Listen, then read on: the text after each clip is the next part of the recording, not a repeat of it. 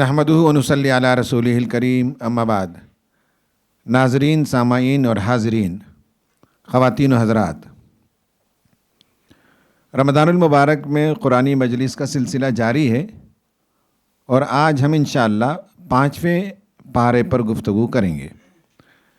اس کی شروعات ہوتی ہے شادی کے احکام بیان کرنے سے۔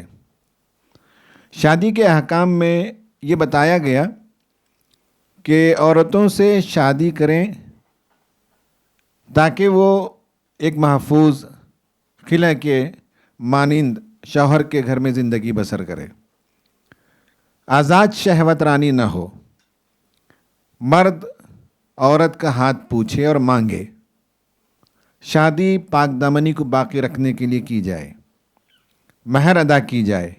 یہ شادی کے احکام بیان کیے گئے اور آگے چل کر بتایا گیا کہ میاں بیوی کا جو رشتہ ہے وہ پائیدار رشتہ ہونا چاہیے۔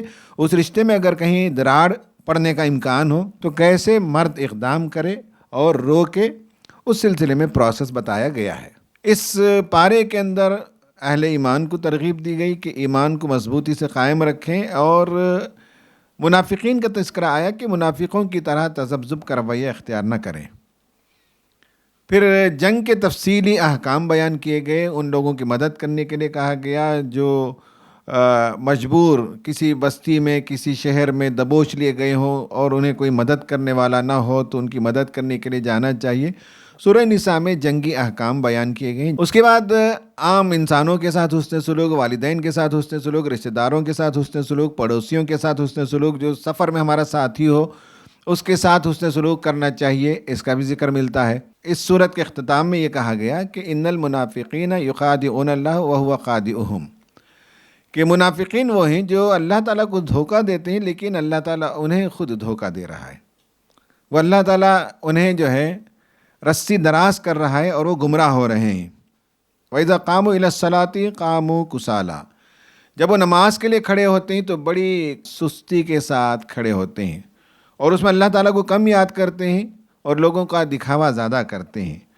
اور آخر میں کہا گیا کہ ان المنافقین فی الدرک الاسفل من النار ولن تجد لهم نصیرا، منافقین جہنم کے سب سے نچلے درجے میں ہوں گے، لاسٹ جو لوئر لیول ہوگا وہاں ہوں گے اور ان کا کوئی مددگار نہیں ہوگا۔ تو اس پر یہ پارہ ختم ہوتا ہے۔ وآخر دعوانا ان الحمدللہ رب العالمین۔ جی السلام علیکم ورحمۃ اللہ۔ سورہ نساء پارہ نمبر 5 آیت نمبر 25، اس میں مہر کا تذکرہ آیا ہے۔ مہر کے معروف طریقہ کیا ہے اور لینے دینے والوں کو کن باتوں کا خیال رکھنا چاہیے، اور مہر کی رقم کتنی ہونی چاہیے؟ ایک اور اس میں ایڈ ہے کہ مہر فاطمی کیا ہے۔ یہ بہت سارے کنسیپٹ لوگوں میں ہیں مہر فاطمی کے، تو اس کے بھی توجہ ڈال دیجیے۔ قرآن مجید میں مہر کا ذکر ایک سے زیادہ مرتبہ آیا ہے اور بہت اہتمام کے ساتھ آیا ہے۔ تو اس سے یہ معلوم ہوتا ہے کہ مہر جو ہے وہ اس کی اہمیت ہونی چاہیے۔ قرآن مجید اتنا زیادہ اس کو اہمیت دے رہا ہے اور لوگ اس کی رقم اتنی کم کر دیں کہ گویا کہ اس کی کوئی اہمیت نہیں رہے۔ تو پہلی بات تو یہ ہے۔ دوسری بات یہ ہے کہ اس کی ادائیگی کا پورا اہتمام ہونا چاہیے۔ ایسا نہیں ہو کہ وہ مہر صرف رکھنے کے لیے ہو اور ادا کرنے کے لیے نہیں ہو، اور پھر اس کو معاف کر دینے کا جو رواج ہے وہ بھی غلط ہے، وہ شریعت کی منشا کے خلاف ہے۔ تو کوئی کسی خاص حالت میں معاف کر دے جزوی یا کلی طور پر، یہ اس کا خاص معاملہ ہو سکتا ہے، لیکن معاف کرنا رواج اگر بن جائے گا تو گویا کہ یہ شریعت کے حکم کو بدلنا ہو جائے گا۔ اور جہاں تک کہ مہر فاطمی ہے، اس کے سلسلے میں مختلف باتیں ہمیں ملتی ہیں، لیکن حقیقت میں تو یعنی اگر اللہ تعالیٰ کو کوئی ایک رقم متعین کرنی ہوتی تو وہ رقم بتا دیتا، اللہ کے رسول صلی اللہ علیہ وسلم بتا دیتے، لیکن اللہ کے رسول صلی اللہ علیہ وسلم نے اسے امت کے لیے بالکل اوپن رکھا ہے۔ اس لیے کسی ایک مہر کی طرف امت کا متوجہ ہونا یا اس پر جم جانا، اس کو رواج بن جانا، وہ بھی مہر کی روح کے خلاف ہے۔ میرا سوال آیت نمبر سورہ نساء کا 34 ہے اور 19۔ اس میں اللہ تعالیٰ نے فرمایا ہے کہ مرد عورتوں پر قوام اور حاکم ہیں، اور اسی کے جسٹ نیچے اللہ نے فرمایا ہے کہ عورتوں کو مارو، اور سورہ نساء آیت نمبر 19 میں فرمایا ہے کہ ان کے ساتھ اچھی طرح رہو سہو، وعاشرہن بالمعروف۔ تو اس کی وضاحت تھوڑا سا۔ ہر انسٹیٹیوشن کا ایک ذمہ دار ہوتا ہے، اس کا ایک ایڈمنسٹریٹر ہوتا ہے. گھر کے انسٹیٹیوشن کا ایڈمنسٹریٹر کون ہو؟ اس میں 2 فرد ہیں، مرد اور عورت. تو یہ سوال ہو سکتا ہے کہ دونوں کو بنا دیا جائے. تو یہ تو ممکن نہیں کہ کوئی انسٹیٹیوٹ 2 ہیڈ سے چلے. عورت کو بنا دیا جائے، اس پر بھی بات ہو سکتی ہے. مرد کو بنا دیا جائے، اس پر بھی بات ہو سکتی ہے. سائیکالوجیکل پرسپیکٹیو سے سائیکو پیتھولوجیکل اسٹڈیز یہ بتاتی ہیں کہ مرد کا جو باڈی سٹرکچر ہے، مرد کو جس طرح سے بنایا گیا ہے، اس سے ہمیشہ معلوم ہوتا ہے کہ وہ بریڈ ونر ہوتا ہے، وہ پرووائڈر ہوتا ہے، وہ پروٹیکٹر ہوتا ہے، اور وہ ڈسپلینیرن ہوتا ہے. یعنی وہ گھر والوں کو خوراک لے آتا ہے. اس زمانے سے، جس زمانے میں انسان غاروں میں رہتا تھا، وہ خاندان کی حفاظت کرتا ہے اور گھر میں ڈسپلن پیدا کرنا اس کا کام ہوتا ہے. اس کے برعکس اللہ تعالیٰ نے جس طرح سے عورت کے سٹرکچر کو بنایا ہے، باڈی سٹرکچر، یہ میں سائیکالوجی کی بات کر رہا ہوں، اس سے معلوم ہوتا ہے کہ عورت کو اللہ تعالیٰ نے جسے بنایا ہے، اس کے باڈی سٹرکچر، وہ مدرہڈ کے لیے بنایا ہے. تو اس لیے اللہ تعالیٰ نے بتایا کہ ان دونوں میں سے جو رول الگ الگ ہیں، ان میں سے گھر کے انسٹیٹیوشن کو چلانے کے لیے مرد ایڈمنسٹریٹر ہوگا، منتظم ہوگا. یہ الرجال قوامون علی النساء. دوسرے سوال کا جواب یہ ہے کہ عورتوں کو مارو. آپ نے یہ سوال کیا، وہ ہے پس منظر نشوز میں. نشوز سے مراد کیا ہے؟ اگر عورت سے نشوز کا خطرہ ہو، تھریٹ ہو، لفظ نشوز ہے، تو اس کے کئی معنی ہیں. اس کے معنی ان میں سے میں جو آپ کے سامنے رکھنا چاہتا ہوں وہ یہ ہے کہ ایک تو یہ کہ انفیڈیلٹی، یعنی بے وفائی عورت کی طرف سے، اس کے اندیشے ہوں. اور آج بھی یہ دنیا میں ہوتا ہے، نکاح کسی اور کے ساتھ، دل کسی اور کے پاس. تو اگر ایسا ہوتا ہے تو خاندان ٹوٹنے کا اندیشہ ہے، بچے ہیں گھر میں، تو خاندان کو بچانے کے لیے ایک پروسیس ہے جس میں اسے نصیحت کرنا بھی ہے، بستر الگ کرنا بھی ہے. اور جیسے ڈسپلن کرنے کے لیے، جیسے ایک ٹیچر یا ایک فادر اپنے بچوں کو تادیب کرتا ہے، ڈسپلن کرتا ہے، ویسے بتایا گیا. تو یہ ایک پرٹیکولر پس منظر میں جہاں یا تو وہ انفیڈیلٹی ہو، بے وفائی، یا مرد کی قوامیت کو چیلنج ہو، یا گھر میں 2 گروپ بن جائے اور جنگ کا اکھاڑا بن جائے گھر، تو ایسے کنڈیشنز میں بتایا گیا کہ مرد کیا اقدام کرے اپنے گھر کی حفاظت کرنے کے لیے. اور اس کو کہا جاتا ہے نارمیٹو پرنسپل. یعنی یہ پرٹیکولر مخصوص کنڈیشن میں یہ اپلائی ہوتا ہے. نیریٹو، یہ تو نارمیٹو میں نے بتایا، یہ جو پورا پروسیس ہے. نیریٹو پروسیس یہ ہے کہ اسلام کی پوری تعلیم عورتوں کے ساتھ حسن سلوک کی ہے، حسن معاشرت کے لیے، بھلائی کے لیے ہے، اور انہیں اکنامیکلی ایمپاور کریں، ان کے ساتھ حسن سلوک کریں، اخلاق سے پیش آئیں، رسول اللہ کی زندگی.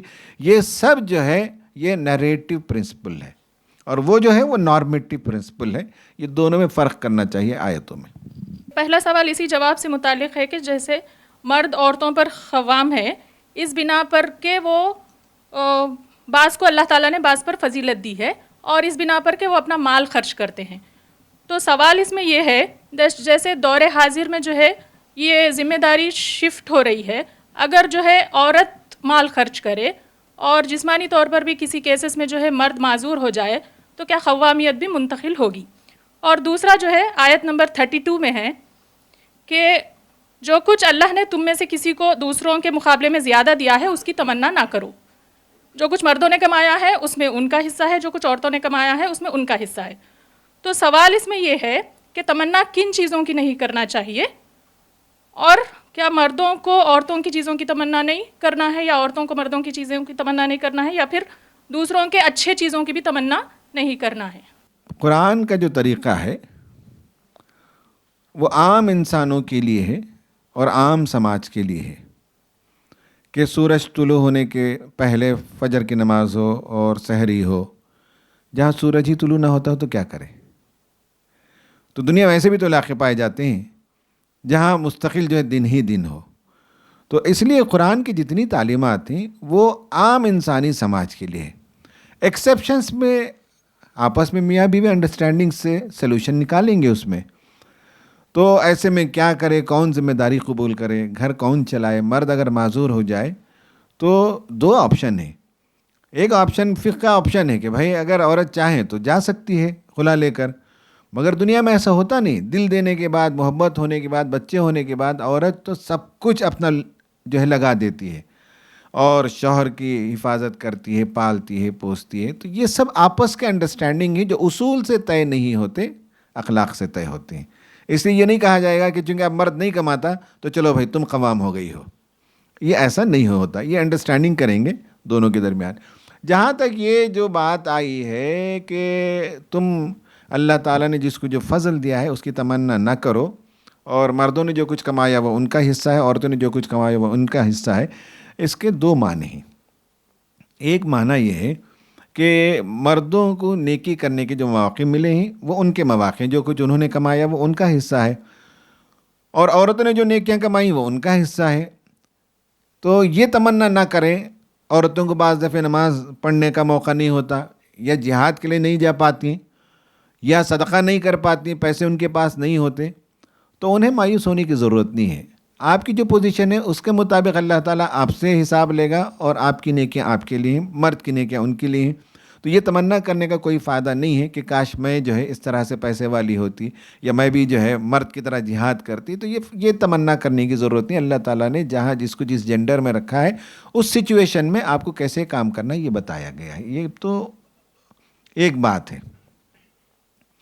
اور دوسری بات ہے وہ فائنانشلی بھی ہے. بعض لوگوں نے کہا کہ مردوں نے کمایا تو وہ اس کے اونر مرد ہیں. عورتیں اگر کمائیں تو بعض دفعے عورتوں سے لے لیا جاتا ہے پیسے یا ان کی دولت. تو یہاں بتایا گیا کہ عورتیں اگر کمائیں تو وہ ان کا حصہ ہے، مرد اگر کمائیں تو وہ ان کا حصہ ہے. یہ دونوں انٹرپریٹیشن ہیں، آپ جس کو چاہیں قبول کر سکتے ہیں. اس میں ایک اضافہ بس یہ ہے کہ یہ جو بات ہے وَلَا تَتَمَنَّوْا مَا فَضَّلَ اللَّهُ بِهِ بَعْضَكُمْ عَلَىٰ بَعْضٍ، تو یا تو اس کو مردوں عورتوں کے تناظر میں دیکھیں، یا پھر اس کو تمام انسانوں کے تناظر میں دیکھیں. یہ جو پہلا جملہ ہے یہ تمام انسانوں کے تناظر میں ہے کہ اللہ تعالیٰ نے مختلف انسانوں کو مختلف چیزوں سے نوازا ہے. کسی کو مال سے نوازا ہے، کسی کو دوسری صلاحیتوں سے نوازا ہے. تو دوسروں کو جو ملا ہے اس کی تمنا آدمی یہ نہیں کرے کہ یہ مجھے بھی ملے، بلکہ اللہ تعالیٰ نے اس کو جو نوازا ہے اس کا شکر ادا کرے، بجائے اس کے کہ وہ یہ دیکھے کہ دوسرے کو کیا نوازا ہے. تو یہ ایک عمومی بات ہے. اس کے بعد پھر مردوں اور عورتوں دونوں کی بات کہی گئی ہے. اور جو رجال قوامون علی النساء بما فضل اللہ بعضهم علی بعض میں جو نوٹ کرنے کی چیز ہے وہ یہ کہ یہ نہیں کہا گیا کہ فضل اللہ الرجال علی النساء، ہے نا، بما فضل اللہ الرجال علی النساء، یہ نہیں کہا گیا کہ مردوں کو عورتوں پر فضیلت بخشی ہے اس لیے مرد قوام ہیں، بلکہ یہ کہا گیا کہ بما فضل اللہ بعضهم علی بعض، کہ یہ سب کو جو ہے الگ الگ اللہ تعالیٰ نے خصوصیات دی ہیں. اس کا مطلب یہ ہے جیسے وہاں پر آئے تلک الرسل فضلنا بعضهم علی بعض، کہ یہ رسول ہے جن میں سے ہر ایک کو الگ الگ خصوصیت ملی ہے. تو اسی طرح مرد ہیں اور عورتیں ہیں، تو مردوں کو کچھ خصوصیات ہیں، عورتوں کو کچھ خصوصیات ہیں. ان تمام خصوصیات کے مد نظر مرد قوام ہیں، مرد ذمہ دار ہیں. اور پھر ایک مزید چیز جو ہے وہ ان کا خرچ کرنا ہے، کہ وہ مال خرچ کرتے ہیں، وہ تو ایک چیز ہے، لیکن زیادہ اہم چیز جو ہے وہ اوورآل جو اللہ تعالیٰ نے الگ الگ دونوں کی خصوصیات بنائی ہیں. تو یہ چیز نوٹ کرنے کی ہے. شکریہ. سورہ نساء آیت نمبر 28.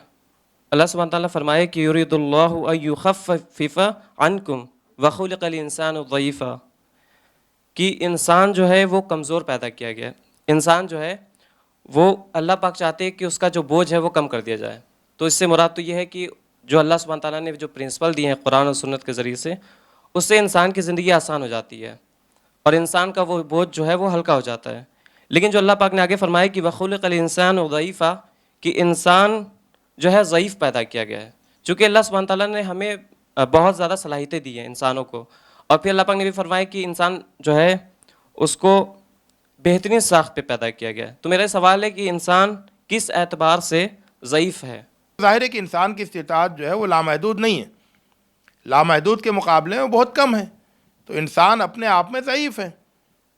تو اس ضعیف انسان کو جتنے وہی احکام دیے جو کہ اس کی کمزوری یا اس کی استطاعت کے مناسب تھے، اس کی استطاعت سے اوپر کچھ نہیں دیا. انسان جو ہے وہ ضعیف اس معنوں میں ہے کہ وہ دن بھر کھڑا نہیں رہ سکتا ہے، 24 घंटे खड़ा नहीं रह सकता है, उसको आराम की ज़रूरत है। तो इसलिए उससे ये नहीं कहा गया कि तुम 24 घंटे नमाज के लिए खड़े रहो। इंसान मुसलसल दिन भर 24 घंटे भूखा नहीं रह सकता है, इसलिए उससे ये नहीं कहा गया कि 24 घंटे तुम रोज़े की हालत में रहो।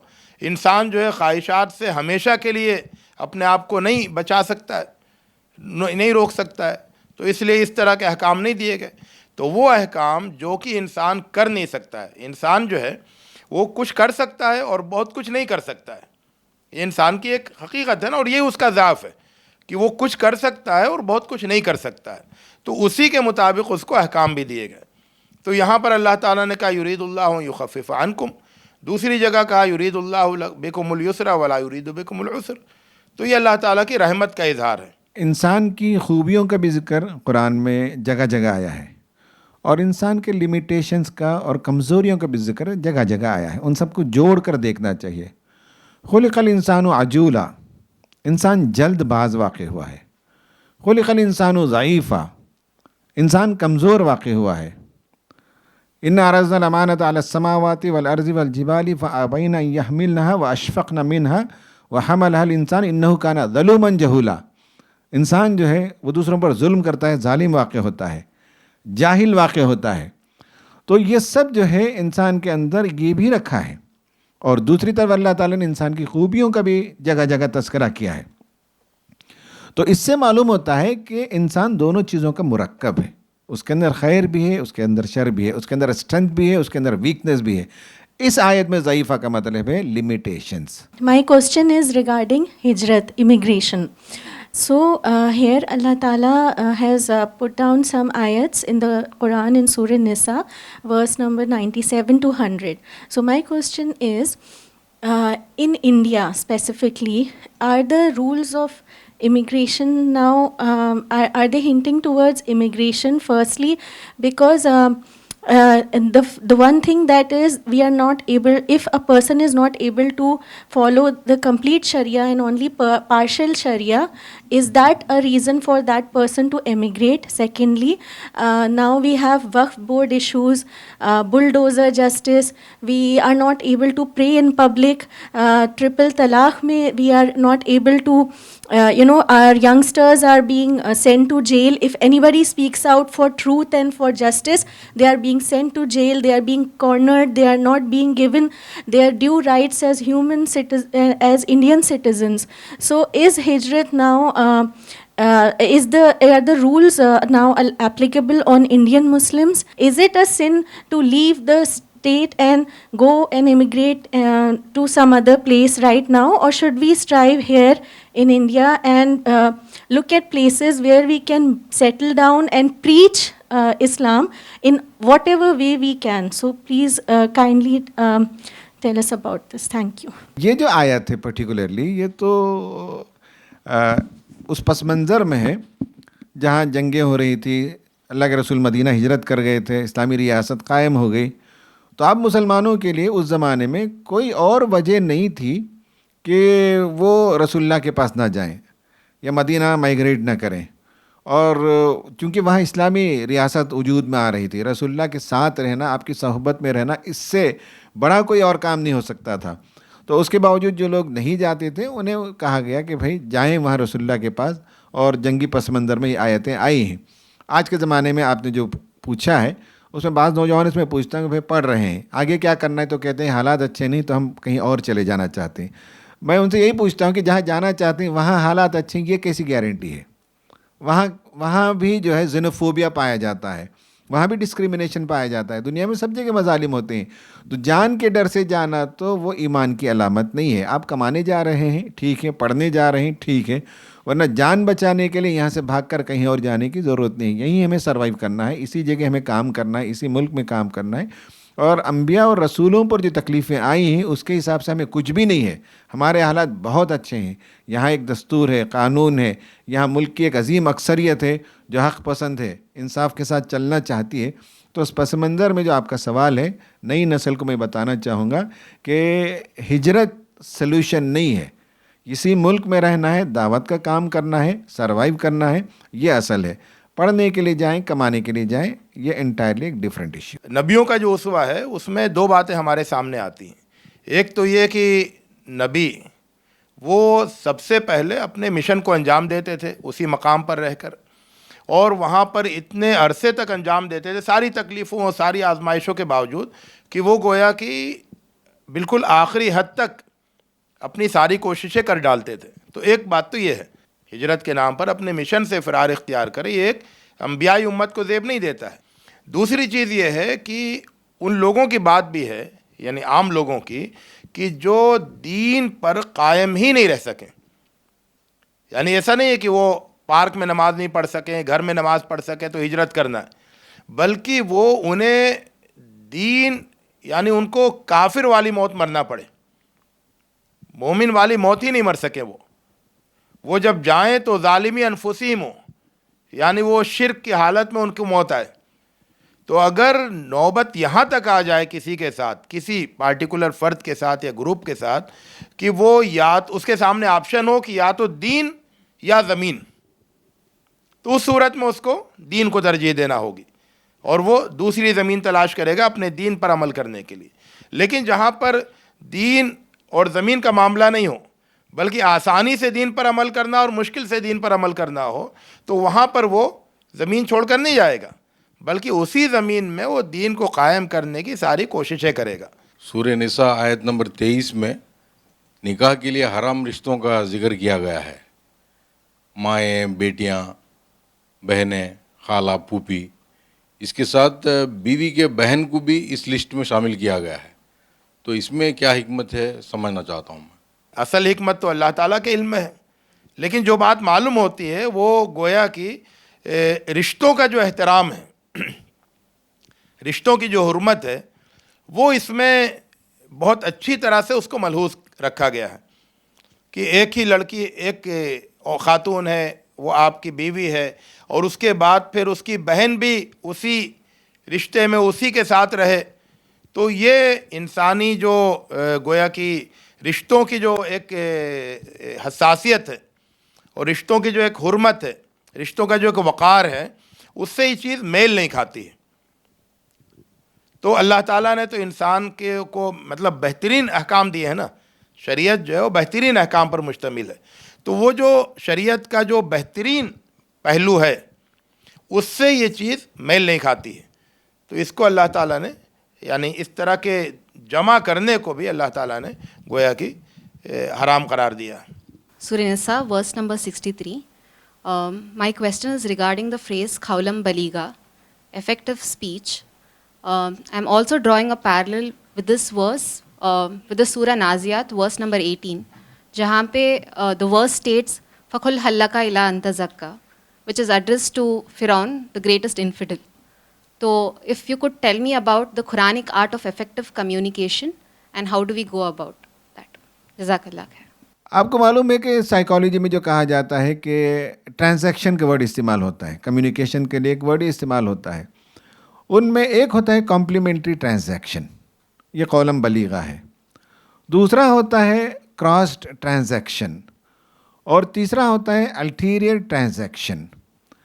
جب ہم کسی سے بات کریں تو وہ گفتگو ایسی ہو جس میں ہم اپنی بات سیدھے سیدھے پہنچائیں، جسے قرآن مجید میں دوسری جگہ یہ کہا گیا کہ وَقُولُوا قَوْلًا سَدِيدًا، قول سدید.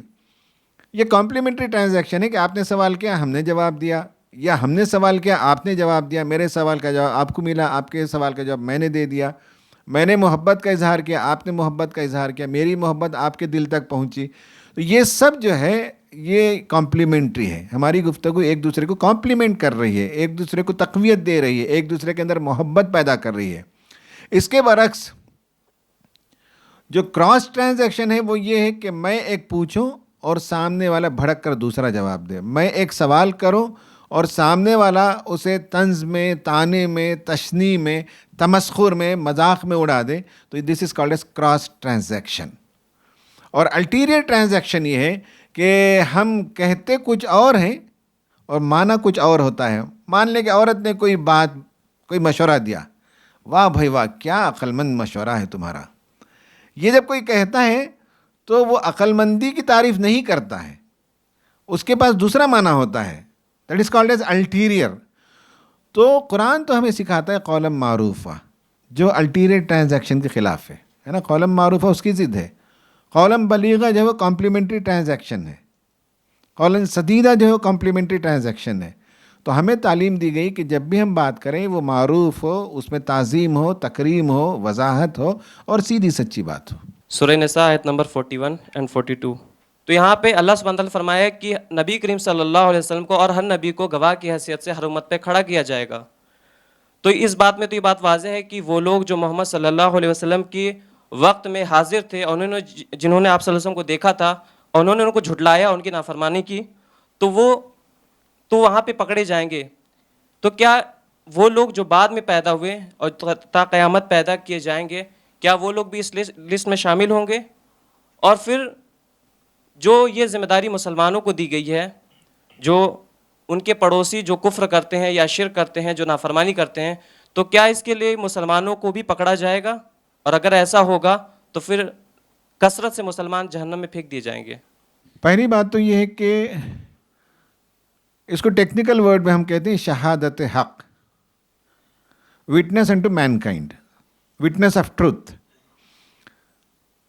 کچھ لوگوں نے یہ مفہوم لیا ہے کہ آخرت کے دن رسول صلی اللہ علیہ وسلم کو بلایا جائے گا اور آپ وہاں گواہی دیں گے کہ اے رب, تو نے مجھ تک جو تعلیمات بھیجی میں نے لوگوں تک پہنچا دیا, پوچھ لے ان سے.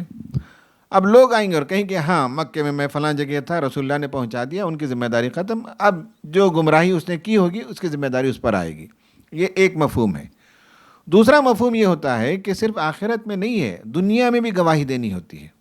شہادت حق آخرت میں بھی ہے, اور آخرت میں اس وقت رسول گواہی دے سکتا ہے جب دنیا میں وہ گواہی لے چکے کہ میں نے اپنا کام کر دیا.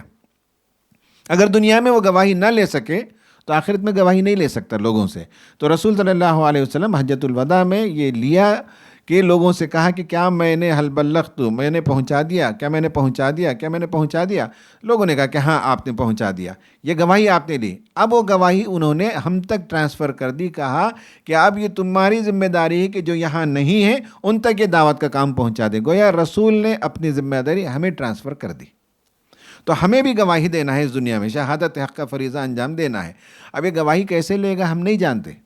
دلی والوں کو ایک زمانے کے اللہ تعالیٰ جمع کر سکتا ہے, دلی کے مسلمانوں سے پوچھے گا کہ دلی کے غیر مسلموں تک تم نے پہنچایا کہ نہیں پہنچایا, یا یہ کہ صاحب بنگلور کے لوگوں کو جمع کرے گا. کیا سسٹم ہوگا ہمیں نہیں معلوم ہے, لیکن ہم نے کمیونیکیٹ کیا کہ نہیں کیا, دعوتی فریضہ انجام دیا کہ نہیں دیا, کار نبوت کیا کہ نہیں کیا, یہ ہم سے کوشچن کیا جائے گا. یہاں تک بات سمجھ میں آ گئی. شہادت حق ہماری ذمہ داری ہے, یہ کام کرنا تو ہمارا کام ہے. یہ شہادت ہم قولاً کریں یا عملاً کریں. گواہی دینے کا ایک مطلب یہ ہے کہ ہم اسلام کے مطابق عمل کریں تو ہم گواہی دے رہے ہیں, تو ہمارا کام آدھا کم ہوا, اور آدھا جو ہمیں اور کوشش کرنی ہے, آل ویز اینڈ مینس لگانا پڑے گا. اب اگر کوئی غیر مسلم کفر و شرک پر مرتا ہے تو اس کے لیے وہ جواب دہ ہے, یعنی اسے حق پہنچانے کا کام صرف مسلمانوں کی ذمہ نہیں کیا گیا. آسمان و زمین کو دیکھ کر وہ خدا کو پہچان سکتا تھا, وہ اپنے وجود کو دیکھ کر خدا کو پہچان سکتا تھا. اس پر جو مصیبتیں آتی ہیں وہ مصیبتیں اللہ تعالیٰ اس لیے لاتا ہے کہ لوگ پلٹیں خدا کی طرف. اس کے باوجود اگر وہ خدا کی طرف نہیں پلٹتا تو وہ اس کا جرم ہے. انسان کو اللہ تعالیٰ نے ایک ضمیر دیا, اسے نہ سنے اور خدا کی آواز ہے اندر, غلط کام کرتا رہے تو ہی ول بی ہیلڈ ریسپانسبل. تو اس کا یہ مطلب نہیں ہے کہ وہ اگر اس کفر پر مرتا ہے تو اس کے اطراف کے رہنے والے سارے مسلمانوں کو اٹھا کر جہنم میں ڈال دیا جائے گا. یہ بھی ناانصافی ہوگی. تو دونوں کے درمیان توازن ہے, ہمیں اپنا کام کرنا ہے اور ان کے عمل کے ذمہ دار وہ ہیں. تو سورہ بقرہ میں مسلمانوں کی ذمہ داری بتائی گئی کہ وَكَذَلِكَ جَعَلْنَاكُمْ أُمَّةً وَسَطًا لِتَكُونُوا شُهَدَاءَ عَلَى النَّاسِ وَيَكُونَ الرَّسُولُ عَلَيْكُمْ شَهِيدًا. اور یہاں پر پھر وہ شہادت والی بات ہوئی ہے. یہاں پر یہ نہیں کہا گیا کہ ہر امت کا سے رسول شہید آئے گا, ہے نا, ہر امت کا ایک شہید ہوگا. یعنی ہر زمانے میں ہر قوم کے میں گویا کہ اللہ تعالیٰ نے ہدایت کا انتظام کیا ہے. اگر امت کے افراد وہ شہادت کا فریضہ نہیں انجام دیں گے تو اس کی سزا ان کو ملے گی. وہ کیا سزا ہوگی وہ اللہ تعالیٰ طے کرے گا. لیکن فریضے کو انجام نہیں دینے کی, شہادت حق کے فریضے کو نہیں انجام دینے کی سزا ان کو ملے گی جو شہادت حق کا فریضہ انجام نہیں دیں گے. جہاں تک کہ جو لوگ کفر کا راستہ اختیار کریں گے تو ان کے لیے یہ عذر نہیں ہوگا کہ انہوں نے ذمہ داری انجام نہیں دی، بلکہ ان کو ان کے کفر کی سزا، وہ اپنے کفر کی سزا وہ بھگتیں گے، وہ اس کے ذمہ دار ہوں گے۔ تو یہ دو الگ الگ جرم ہوں گے۔ کفر کرنے والے کا جرم ہے کفر کرنا، جس کی سزا اسے ملے گی۔ شہادت نہیں دینے والے کا جرم ہے شہادت نہیں دینا، اس کی سزا اس کو ملے گی اللہ تعالیٰ کی مشیت کے مطابق۔ سورہ نساء آیت نمبر 142، وَإِذَا قَامُوا إِلَى الصَّلَاةِ قَامُوا كُسَالَىٰ، تو اس میں جو ہے منافقین کا ذکر کیا گیا ہے۔ تو اگر مسلمانوں میں کچھ لوگ ایسے ہوں جو نماز میں کسمساتے ہوئے آئیں اور سستی دکھائیں اور دکھاوے کی نماز پڑھیں، تو ان کا شمار بھی منافقین میں ہوگا۔ اس کی وضاحت۔ منافقین کی بے شمار نشانیاں ہیں، اور یہ نشانیاں اس لیے بتائی گئی ہیں کہ انسان اپنے اندر جھانک کر دیکھے کہ کہیں یہ علامتیں میرے اندر تو نہیں ہیں۔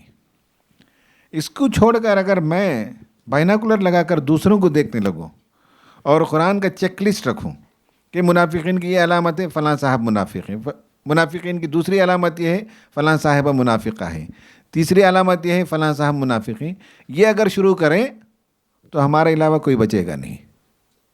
اس لیے یہ آیتیں ہمیں بتاتی ہیں کہ ہمیں اپنے آپ پر غور کرنا ہے۔ نمبر 1 سمپل جواب یہی ہے کہ نفاق کے سلسلے میں ہمیں متنبہ رہنا ہے، چوکنا رہنا ہے کہ کہیں وہ صفات ہمارے اندر تو نہیں آ رہی ہیں۔ دوسری چیز یہ ہے کہ یراؤن الناس ولا یذکرون اللہ الا قلیلا، ہمیں نہیں معلوم ہے کہ وہ لوگوں کو دکھا رہے ہیں کہ نہیں دکھا رہے ہیں، ہمیں نہیں معلوم ہے کہ اللہ تعالیٰ کو یاد کر رہے ہیں کہ نہیں کر رہے ہیں۔ دل کا حال اللہ تعالیٰ جاننے والا ہے۔ اس لیے ہم کسی کسمساتے ہوئے جاتے ہیں تو اس کی وجہ کئی ہو سکتی ہے، سستی، کاہلی، ٹال مٹول، یا بچوں کو ماں باپ کا پریشر ہوتا ہے، انہیں پڑھنا نہیں ہے، آج طبیعت آمادہ نہیں ہے۔ تو یہ سب چیزیں جو عام انسانی کمزوریاں ہیں، ہمیں برداشت کرنا ہے، بچوں کو آمادہ کرنا ہے، یا شوہر نہیں جا رہے ہیں تو انہیں بھی دھیرے دھیرے پیار سے سمجھانا ہے۔ تو یہ سب چیزیں جو کمزوریاں ہیں ہم اس کی اصلاح کریں، لیکن کوئی ٹائٹل چسپاں نہ کریں۔ سورہ نساء 142 اس میں ہے وَإِذَا قَامُوا إِلَى الصَّلَاةِ قَامُوا كُسَالَىٰ، کہ جو لوگ سستی سے آتے ہیں نماز پڑھنے کے لیے ان کے تعلق سے۔ اور پھر آپ نے جب گفتگو کر رہے تھے تو آپ نے اس کے آخر میں کہا تھا ان المنافقین فی الدرک الاسفل من النار، یہ منافق ہیں جو سب سے نچلے درجے میں ہوں گے۔